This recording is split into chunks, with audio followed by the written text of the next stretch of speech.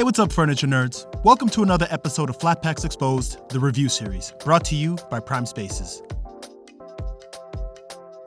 Hey, what's up, furniture nerds? Doing a quick review for this industrial style desk, and my initial reaction after the assembly is that this desk has a really nice rustic aesthetic to it and is super functional for both commercial and home offices. This desk highlights 3 drawers, one that serves as a filing drawer, another as a standard storage drawer, and the third as a pull-out drawer over your lap for storing small items like writing utensils and notepads. And as for the assembly, it took me just about 2.5 hours to complete, from unboxing to assembly using an electric drill and following the instructions step by step. But the average person can expect anywhere between 3 and 5 hours for the assembly. This of course will vary depending on your skill set and the tools that you use. And inside the box, you'll find the step-by-step instruction manual and the hardware pack with each part individually organized, which means you won't have to do any hardware organizing yourself.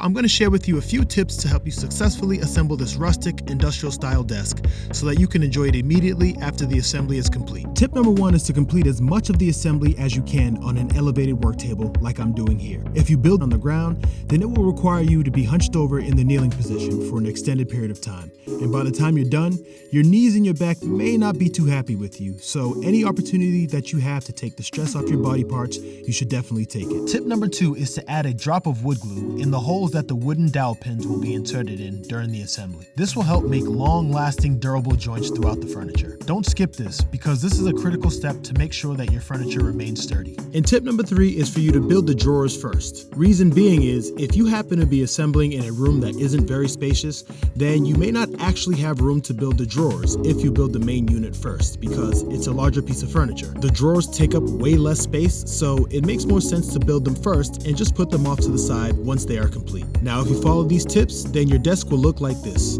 I hope this helps, and I do highly recommend this rustic industrial style desk with storage drawers.